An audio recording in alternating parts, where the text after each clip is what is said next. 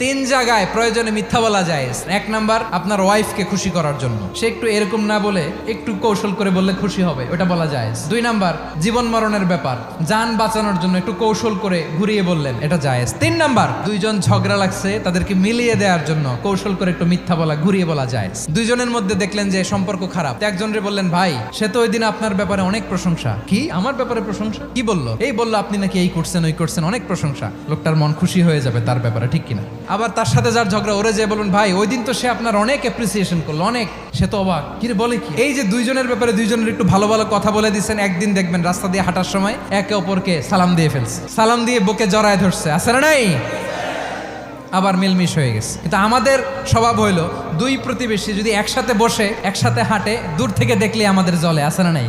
ঘটনা কি? এই দুইটার মধ্যে এত মিল কে? এই দুইটার মধ্যে গিরিঙ্গি লাগানো যায় কিভাবে? আল্লাহর কাছে তওবা করেন, এই মানসিকতার যেন আমরা না হয়, আমরা মিলিয়ে দিব।